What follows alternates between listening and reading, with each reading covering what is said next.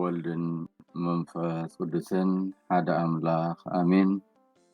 እግዚአብሔር አምላኽና ስለ ዝፈጠርካና ናብ ክርስትና ስለ ዝፀዋዕካና በብዓይነቱ ጉህዱን ስውርን ረድኤት ስለ ዝሃብካና በዛ ለይቲ እዚኣ ሓሊኻ ክሳብ እዋን እዚኣ ስለ ዘብፃሕካና ነመስግነካ አሎና።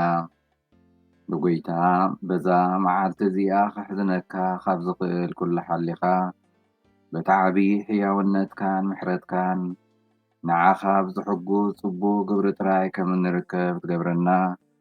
ምእንቲ ናይ ፍቅሪ ወድኻ መድሓኒና ኢየሱስ ክርስቶስ ትሩፋት ናይታ ንወድኻ ድንግል ማርያም ጸሎትን ናይ ሓለውትና ኩሎም መላእኽቲ ኣማልድነትን ስጋ ዝለበሰ ዘለኣለማዊ ቃልካ ዝመሃረና ጸሎት እናደገምና ናባኻ ንቐርብ ኣለና። አቦና ኣብ ሰማይ ትነብር ስምካ ይመስገን፣ መንግሥትኻ ትምጻእ፣ ፍቓድካ ኣብ ሰማይ ከም ዝኾነ ከምኡውን ኣብ ምድሪ ይኹን። መግቢ ዕለትና ሎሚ ሃበና፣ ዝበደልናካ ቅረበለልና፣ ንሕና እውን ዝበደሉና ይቕረ ከም እንብል፣ ኣብ ፈተና ይተእትወና ካብ ክፉ ኣድሕነና። ከመይ መንግሥትን ሓይልን ክብርን ንዘለዓለም ናትካ እዩ ኣሜን። ሰላም ንዓኺ ኦ ማርያም ጸጋ ዝመልአኪ እግዚአብሔር ምስኻኺ እዩ። እንካብ አንስቲ ዝተባረክኺ ናይ ከርሥኻ ፍረ ኢየሱስ ከዓ ዝተባረኸ እዩ። ኦ ቅድስቲ ማርያም ኣደ ኣምላኽ ለምንልና ንዓና ንኃጥኣን ንሕጅን ብጊዜ ሞትናን አሜን። ኦ ኣምላኽ ጽሩይ ልቢ ፍጠረለይ፣ ጽኑዕ መንፈስ ከዓ ኣብ ውሽጠይ ሓድስ። ካብ ገጽካ ኣይትደርብየኒ፣ ቅዱስ መንፈስካ እውን ኣይትግደፈኒ። ሓጎስ ምድሓንካ ምለሰለይ፣ ፈትየ ክእዘዘካ ደግፈኒ። ሽዑ መንገድኻ ንኃጥኣን ክምህሮም እየ፣ ንሳቶም ድማ ናባኻ ክምለሱ እዮም። ኦ ኣምላኽ ኣምላኽ መድሓነይ፣ ኣብ ዕዳደም ኣናግፈኒ፣ ቁኑዕ ከም ዝኾንካ ከዓ ብእልልታ ኸበስር እየ። ኦ ኣምላኽ እቲ መስዋዕቲ ባህ ኣይብለካን እዩ፣ ንመስዋዕቲ ምሕራር እውን ኣይትብጎን ኢኻ። እትብህጎ እንተትኸውን ግና ምቕረብኩልካ ነይረ። ኦ ኣምላኽ እቲ ንስኻ ዘቕናበኻ እቲ ንዓኻ ዘቕርቦ መስዋዕተይ ትሑት መንፈስ እዩ፣ ንስኻ ድማ ንትሑት ንዝተጣዕሰ ልቢ ኣይትንዕቆን ኢኻ። ስብሃት ንኣብን ንወልድን ንመንፈስ ቅዱስን ይኹን፣ ጥንቲ ከም ዝነበረ ሕጂ ከዓ ንወትሩ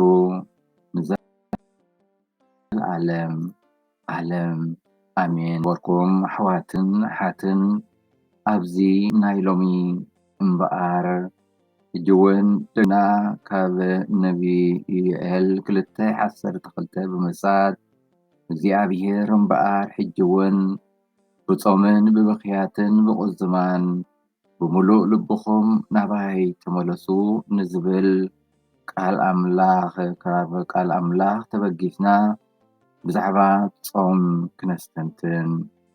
ጾም ጊዜ ንስሓን ለውጥን እዩ። ጾም ምስ ገዛ ርእስናን እግዚአብሔርን ካልኦትን ብቕንዕናን ሓቅን ንኽነብር ዝጽውዕ ቅዱስ ጊዜ እዩ። እዚ ጊዜ እዚ እምበኣር ንኽንሳሕ፣ ንኽጠሓስ፣ ንኽንልወጥ እግዚአብሔር ኣምላኽ ይሕግዘና፣ ይጽውዓና። እዚ ጊዜ እዚ ናይ ለውጥን ምሕዳስን ጊዜ እዩ። ኣብዚ ጊዜ እዚ ቤተ ክርስቲያን ኣብ እግዚአብሔር ዘለና እምነት ርክብ ክንሕድስ ትዕድመና፣ ዘለና ኩሉ ርስሓት ክንነግፍ ክንነጽሕ ትዕድመና። ኣብዚ ጊዜ እዚ እግዚአብሔር ንኩሉ ናይ ዓለም ገዲፍና ናብኡ ክንምለስ ምስኡ ክንዕረቕ ይሓተና። ንኃጢአት ክንጸልእ ይሓተና።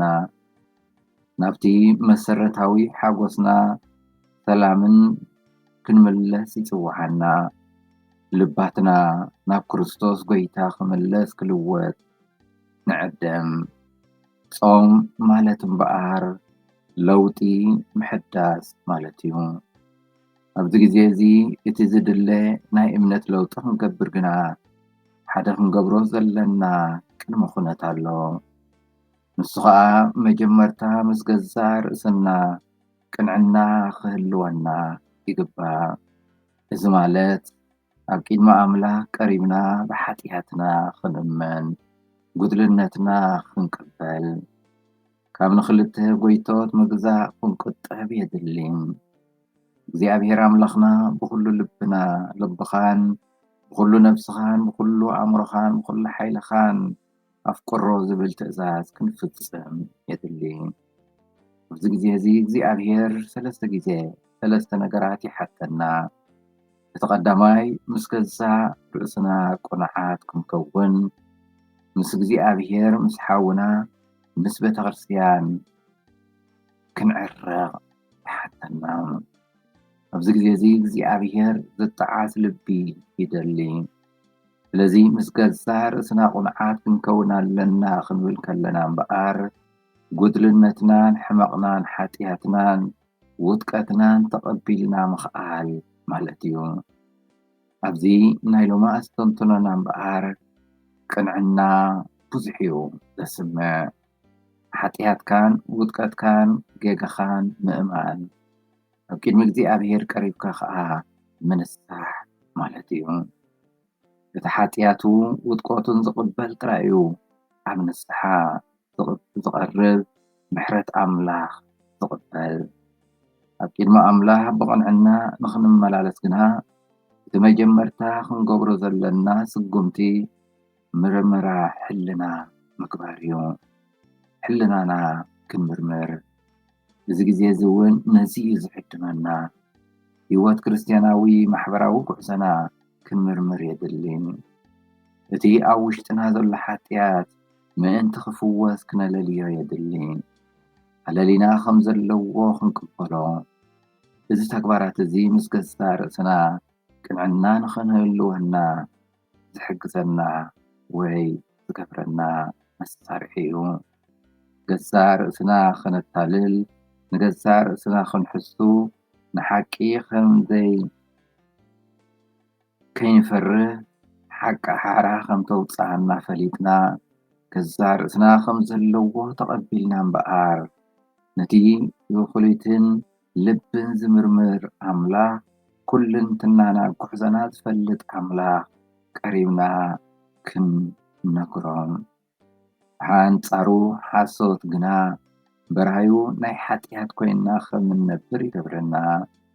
ኣብ ክርስትያናዊ ህይወት ቅንዕና ሓንቲ ካብቶም ዓበይቲ ናይ መንፈሳውያን ሓይላት እያ።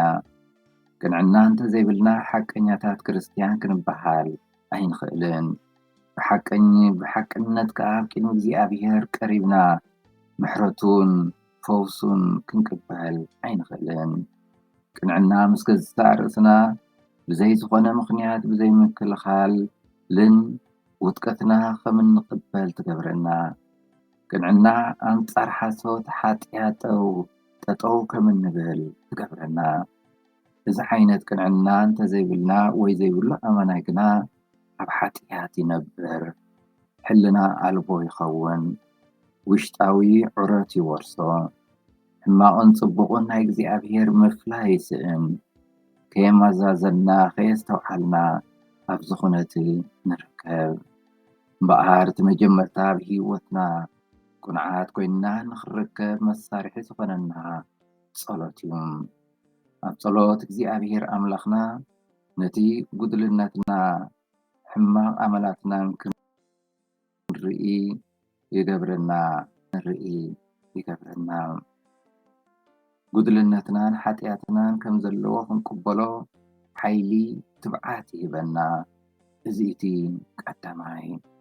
እቲ ካልኣይ መሳርሒ መዓልታዊ ሓፂርን ውፅኢታውን ዝኾነ ናይ ሕልና ምርመራ ክንገብር የድሊ። እዚ ንገዛ ርእስና ከም እንፈልጥ ንገዛ ርእስና ከም እንርኢ ይገብረና። ምርመራ ሕልና ምግባር ማለት ንሕልናኻ ከምቲ እግዚኣብሔር ዝርኦ ጌርካ ምርኣይ፣ ንግብርኻ ከምቲ እግዚኣብሔር ዝፈርዶ ጌርካ ምፍራድ፣ ንፍጡር ገዲፍካ ምስ ፈጣሪኻ ምዝራብ ማለት እዩ። ምርመራ ሕልና ምግባር ኣብ ገጽካ ዘሎ ርስሓት ኣብ መስትያት ርኢኻ ከም እትወስዶ ከምኡውን ብመርመራ ሕልና ኣብ ውሽጥኻ ዘሎ ኩሉ ርስሓት ማለት ሓጢኣት ርኢኻን ፈሊጥካ ናብ ቅድሚ ኣምላኽ ቀሪብካ ኣብ ቅድሚ መንበረ ኑዛዜ ከም እትሓትዎ ይገብረካ። እቲ ቐፂሉ ዝስዕብ ማለት ሳልሳይ መንፈሳዊ ምኽርን ከዓ ንስሓን እዩ። ንኣምላኽ ልባትና ክንከፍት ኩሉ እቲ ሓቂ ናይ ህይወትና ኣብ ቅድሚ መንበረ ታቦት ቀሪብና ክንስራሕ ነታ ውሽጥና ዘሎ ርስሓት ምንጋፍ ማለት እዩ፣ ምንጋፍ ማለት እዩ። ብሓገዝ ጸጋ ኣምላኽ እዚ ብምግባር ነቲ ልሳንካ ዝኣስር ዘልምስ ሓጢኣት ከም እትነጽግ ይገብረካ። ቀጥታዊ ዝኾነ ፍረ ናይ ቅንዕና፣ ሓጎስ፣ ሰላም ከም እተስተማቕር ይገብረካ። ቅንዕና ምስ ኣምላኽና ምስ ገዛ ርእስና ምስ ካልኦት ኣሕዋትን ሓትን ብሰላም ከም እንነብር ይገብረና። ክበርኩም ኣሕዋትን ሓትን እግዚኣብሔር ቅንዕና እንተዘይብልና ክነፍቅሮ ወይ ክነገልግሎ ኣይንኽእልን። ምስ ገዛ ርእስና ቅንዕና እንተዘይብልና ሓደ ጽቡቕ ዝኾነ ሕልና፣ ጽቡቕ ዘፍቅር ሕልና፣ ሕማቕ ዝጸልዕ ሕልና ክህልወና ኣይክእልን። ንሕማቕ ሕማቕ ክንብል ኣይንደፍርን። ሓደ ሓቀኛ ሰብኣውነት ዝለበሰ ህይወት ክንነብር ዓብዪ ፍቕሪ ሓቂ ክህልወና ይግባእ። ኣብ ከባቢና ዘሎ ሰብ ንሕና እሙናት ሓቀኛታት ኮይንና ክንርከብ ኣለና። ነገርኩምሲ እወ እወ ወይ ኣይኮነን ኣይኮነን ደኣይኹን እናበለ ጎይታና ኢየሱስ ክርስቶስ ይምህር። ኣብዚ እንድሕሪ በዚሑ ግና ካብቲ ክፋእ እዩ ይብለና ማቴዎስ 5:37 እቲ ኣብቲ መዓልታዊ ህይወትና እንርእዮ ሓቂ እዚ ሓቂ እዚ እቲ ምስ እግዚኣብሔር ኣምላኽና ዘለና ሓቀኛ ርክብ ዝምድና ዘመልክት እዩ። ፍቕሪ ሓቂ እንተለና እዚ ሓቂ እዚ ንነገራት ኣብቲ በቦትኦም ከም እነቐምጦም ይገብረና። እቲ ሓቀኛ ለውጢ ኣብቲ መዓልታዊ ህይወትና ከንጸባርቕ ይርከብ። ኣብዚ ግዜ እምበኣር ከም ኣመንቲ ህይወትና ብእግዚኣብሔር ከይተተንከፈ ክሓልፍ ኣይግብኦን። ልባትና ብክርስቶስ ጎይታና ክትንከፍ ኣለዎ። ከምቲ ጥፉእ ወዲ ንድሕሪት ናብ እግዚኣብሔር ናይ ምምላስ ድልየት ክህልወና ይግባእ። ስለዚ ንሕና ናይ ክርስቶስ ኣምባሳደራት ኢና። ኣምላክ ከዓ ብኣና ገይሩ ይዕድም ኣሎ። ኣብ ክንዲ ክርስቶስ ኮይንና ድማ ምስ ኣምላኽ ተሓረቑ እናበልና ንልምነኩም ኣለና እናበለ ጳውሎስ ኣብ 2 ቆሮንጦስ 5:20 ከም ዝፀሓፎ ቤተ ክርስቲያን እውን ምስ ኣምላኽ ተሓረቑ እናበለት ሎሚ ንነፍሲ ወከፍና ትልመነና። እታ ምሽት ሰዓት ሕጂ እያ፣ እንሆ እታ መዓልቲ ምድሓን ሕጂ እያ እናበለት ቤተ ክርስቲያን ንነፍሲ ወከፍና ትልምን። ሎሙን እግዚኣብሔር ኣምላኽና ናባይ ተመለሱ፣ ክዳንኩም ዘይኮነ ልብኩም ቅደዱ እናበለ ሓቀኛ ጾም፣ ጸሎት፣ ናይ ፍቕሪ ስራሕ ክንሰርሕ ይዕድመና።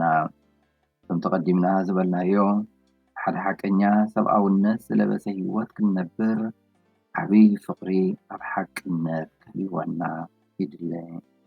ኣብዚ ግዜ እምበኣር ዕንቅፋት ንቅድስና እግዚኣብሔር ከይነፍቅር ምስ እግዚኣብሔር ሕብረት ንክህልወና ዝገብር ሓጢኣት እዩ። እዚ ማለት ከዓ እቲ ድሌትና ምስ ድሌት እግዚኣብሔር ሓደ ኣይኮነን ማለት እዩ። ስለዚ ኣብ ህይወትና ፍቓድ ኣምላኽ ገዲፍና ፍቓድ እዚ ዓለም እዚኣ ንፍጽም ኣለና ማለት እዩ። ስለዚ ካብዚ ወፂና ኣብዚ ግዜ እዚ ናይ ህይወት ሓቀኛ ለውጢ ክንገብር እግዚኣብሔር ኣምላኽና ይዕድመና ኣሎ እሞ ነዚ ኣኽኣሎ ይሃበና። ኣማልድነት እምነና ቅድስት ድንግል ማርያም እውን ኣይፈለየና። ከነምልኾ ዝፈጠረና እግዚኣብሔር ምስጋና ይኹን። ኣዴናን መድሓኒትናን ንዝኾነ ድንግል ማርያም ወላዲት ኣምላኽ ምስጋና ይኹን። ዕፀ ድሕነትናን ሓይልናን ፀግዕናን ንዝኾነ መስቀል ክርስቶስ ምስጋና ይኹን። እግዚኣብሔር ኣምላኽና ዘዕረግናዮ ናይ ንግሆ ጸሎት ከም ሕያው መስዋዕቲ ተቐበለልና።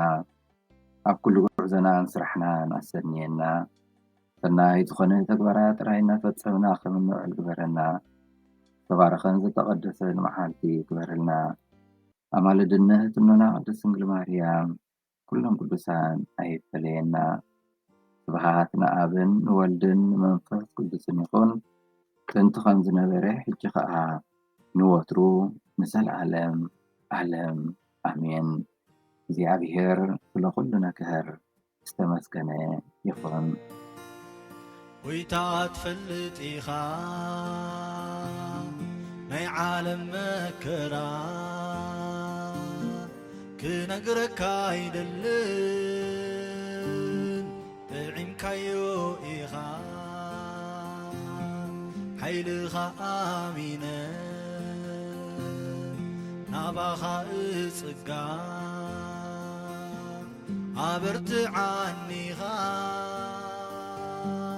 ሃበኒ ምጽንና ምናሎኒ ምናሎኒ ኢየሱስ ምናሎኒ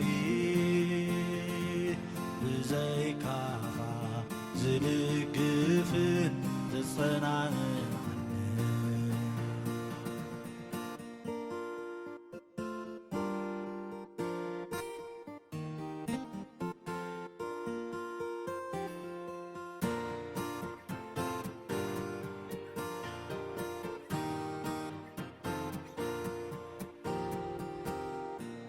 ናይ ነፍሰይ ጽላኢ ሰይጣን ከፍርሐኒ ኣስናኑ ገይጹ ዋላ እንትመጸኒ ንስኻ ትበልጽ ኣባይ ትነብር ሓይልኻ ኣሎኒ ንሰይጣን ዝባርር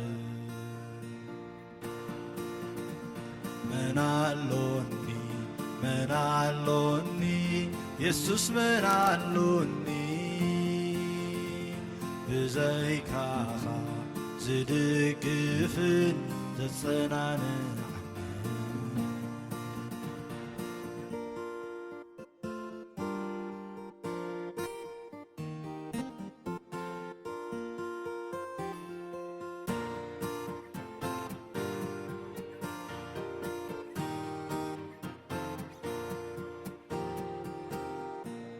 ዓይኒ ስጋ ምርኣይ ንናይ ጊዜ ጸገም ብርቱዕ ጌጋ እዩ ዝጉንጽ ናብ ገምገም ብመንፈስ ምጥማት ናባኻኦ ጎይታይ እዩ ዝጠቕመኒ ኣብ ኩሉ ጸገመ ምናሎኒ ምናሎኒ ኢየሱስ ምናሎኒ ብዘይካኻ ዝድግፍን ዘጸናንዕ